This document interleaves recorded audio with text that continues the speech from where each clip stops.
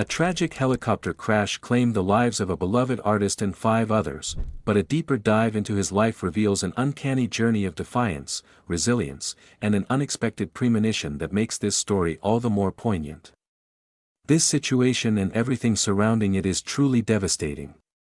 We lost a well-known American singer and influencer, along with many innocent people, in a tragic incident.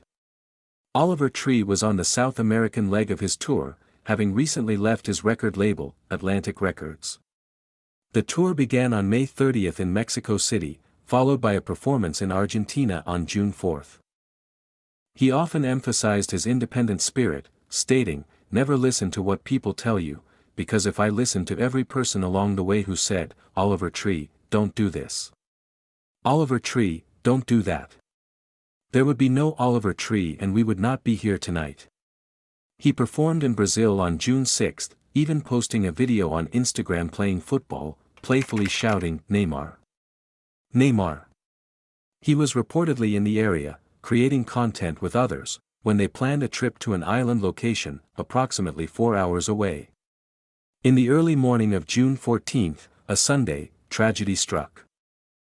While reports vary on the exact time, it appears the helicopter he was in collided with another mid-air, crashing into a car dealership parking lot and an electric vehicle yard. The 2 helicopters involved, one carrying 5 people including Oliver Tree, and the other a solo pilot, resulted in the loss of all 6 lives. There were no survivors. One helicopter reportedly burst into flames upon impact, igniting a fire that damaged and burned around 20 electric vehicles. Debris was scattered across the area, and one witness reported seeing flames and a passenger jumping from one aircraft just before the collision. Given Oliver Tree's history of elaborate pranks and trolling on social media, many, including fellow content creator KSI, initially wished this was just another one of his stunts. It is an extremely rare occurrence for 2 helicopters to collide, especially with trained pilots. The individual who filmed Oliver Tree's last post in Brazil was actually meant to be on the helicopter with him but had a last-minute commitment, narrowly missing the flight. This is absolutely shocking. As one person posted, "Survivor's guilt is a heavy thing to process. One tiny schedule change completely altered his life, while his friends tragically lost theirs. Life is so incredibly fragile." When the news of his passing was confirmed, KSI expressed his disbelief, writing, "Can't believe I'm actually having to type this. You're 32, man. You should still be here. You had so much life to live, so much music to make, and so much content to make. You're a legend and always will be a legend. Still doesn't feel real. I genuinely feel sick. I love you, bro." His reputation for pranks meant his friends initially struggled to accept the devastating reality. The second helicopter that crashed was flown by a pilot named Charles, who also tragically died. Local police confirmed the case remains under investigation, with forensic examinations underway at the scene to determine what exactly happened. Mid-air collisions are exceedingly rare, but sometimes small oversights can lead to catastrophic outcomes. Unlike cars, which can swerve or are confined to roads, aircraft can approach from any 3-dimensional direction, making it incredibly easy to not see another helicopter until it's too late. This is why air traffic control is crucial, particularly in countries like the United States. It's unclear what Brazil's equivalent systems are like outside major airports. The thought of someone jumping from the helicopter before impact is harrowing. A witness, a local tire repair worker, described the scene as terrifying and absolutely horrifying. The identities of the other victims are still being confirmed, but reports indicate severe injuries. Passengers on the same helicopter as Oliver Tree reportedly included a Brazilian music producer, an Argentinian video director, and another well-known YouTuber known as Ghost. For anyone traveling to Brazil, it might be safer to keep your feet on the ground, as several factors contribute to helicopter crashes there. Pilot error remains a leading cause, often linked to insufficient training, fatigue, and misjudgment during adverse weather conditions. Mechanical failures are also significant, often resulting from poor maintenance or the use of aging aircraft. While I am no aviation expert, a pilot offered a breakdown of what might have occurred, based on the information released so far. Analyzing news reports and videos, there isn't much concrete evidence to go on. There's no ADS-B data or air traffic control communication available. The laws and regulations of Brazilian airspace and flying are also unknown. However, one video, seemingly starting just after the moment of impact, showed the two helicopters falling nearly straight to the ground. A bystander reported seeing one person jump from a helicopter just before it hit. This footage is truly tragic. It's likely that Brazilian aviation authorities will examine the aircraft's onboard systems and any ATC communications, looking for errors or misunderstandings. These types of helicopters typically don't have a TCAS, traffic collision avoidance system, which provides instructions to avoid imminent collisions, but rather a TAS, traffic alert system, which only displays nearby traffic. This distinction could be key, as neither helicopter might have had the capability, like commercial aircraft, to be explicitly told how to avoid a collision. It is challenging to spot other aircraft mid-flight, and it appears neither helicopter saw the other, or if they did, any evasive maneuver was tragically too late. In the wake of this tragedy, people are revisiting Oliver Tree's content and music videos. In one video, he famously said, "I hate you until the day I'm dead," and that's how a song ends. He had also, at one point, made plans for his passing and discussed his will. It's truly devastating that his life ended so young. Before sharing his thoughts on what he would do with his money after his death, it's worth noting his distinctive green appearance in that video, reminiscent of Shrek.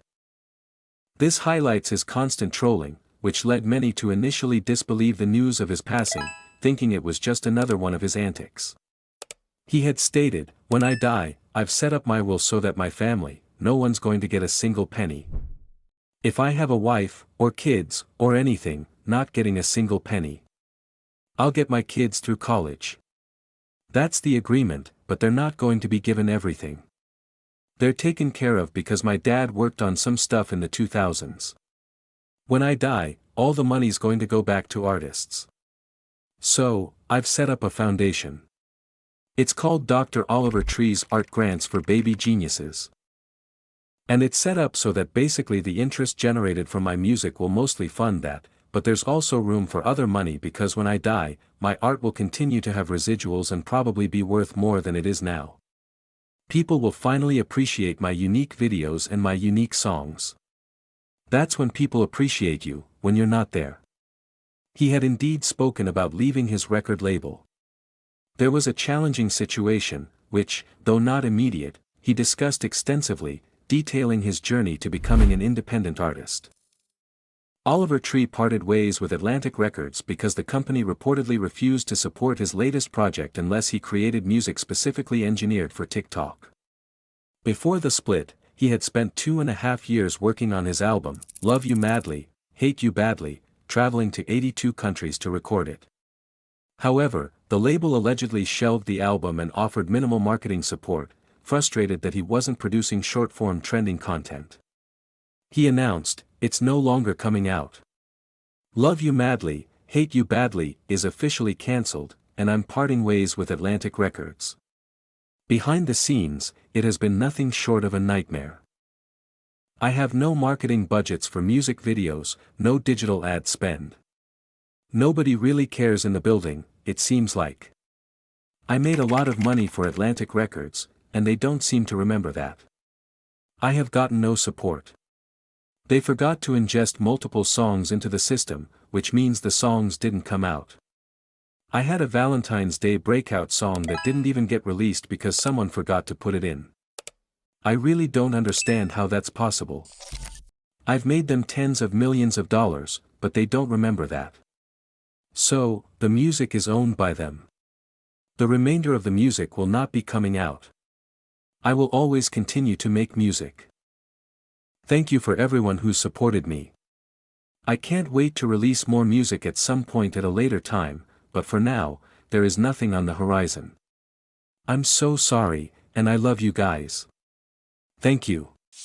He could have remained with the record label, receiving support and a paycheck, but his passion for his music was paramount. So, he left and announced he would release his album independently. I left my record label. Let's talk about it. After making tens of millions of dollars over 8 years for Atlantic Records, they no longer want to support my art because I'm not making songs for TikTok. And after dedicating my entire life to making art, I never got into this to make TikTok songs. I know the effects of TikTok. I've had multiple songs that connected there, but that's not why I got into making art. Over the last 2.5 years, I traveled 82 countries and recorded this album on all 7 continents. These are the types of projects that energize me as an artist. This is why I got into it in the first place.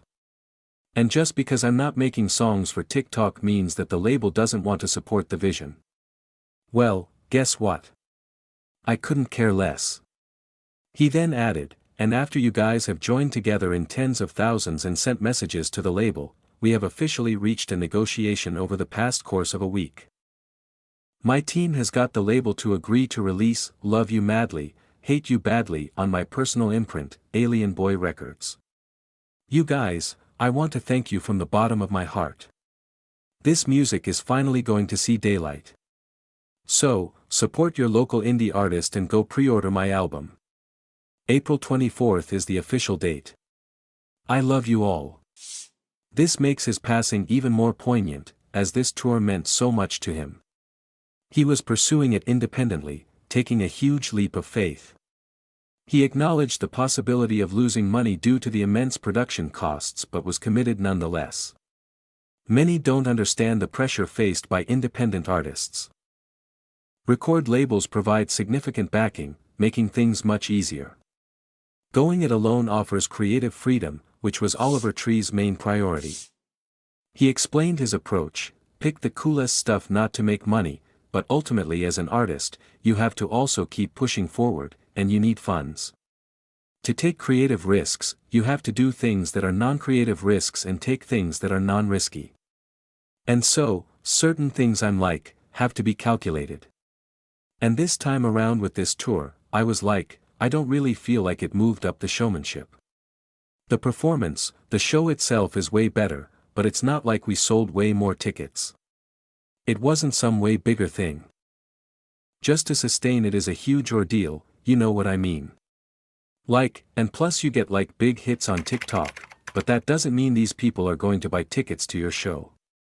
So I think for me ultimately, as I'm kind of looking at music, I'm like, it's been amazing and I'm going to continue, but I'm not sure if it's like, I'll see how this next year plays out, but if it's realistically not like a big winner financially for me, I'm going to be like, alright, this is probably not even worth my time at a certain point, because I don't do it for money, but it's also like I shouldn't be breaking even to play shows, you know what I mean. This tragic situation in Brazil claimed the lives of several innocent and well-known individuals. It will undoubtedly be a challenging period as investigations continue. My thoughts are with the families. I'm sure we'll receive more details about the aircraft and how this unfolded. Overall, it's a deeply sad situation. Oliver Tree spoke numerous times about his music and his purpose, and like the other victims, he was far too young. When asked about a life-changing experience, he shared, "When I was 13, my cousin Wayne got spinal meningitis. Within a week, he became brain dead and died.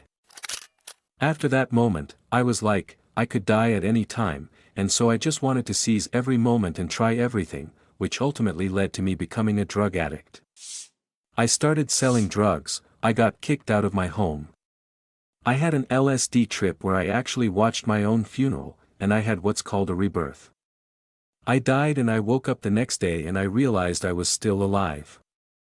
I had an opportunity to play a big concert, and then music became my savior, my healing, my religion, and it gave me a second chance to take my addiction and become addicted to something that could actually save me and help other people in that process. I've been making an album these last 2 years, and I've been recording in over 80 different countries. Instead of using money to go into expensive studios, I'm using the money to be able to go and explore the world and create memories. So, the money doesn't just slip through my hands, but so that I can connect with humans around the globe." When asked for advice for those struggling with addiction or painful moments, he responded, remind yourself at that moment when you're going through that suffering that that's a reminder of how precious life is and how short life is, and use that as momentum to push you to take advantage of every single second of every single day. So, make the most of it. Don't live your life to satisfy other people. Do it for yourself and what's right for you.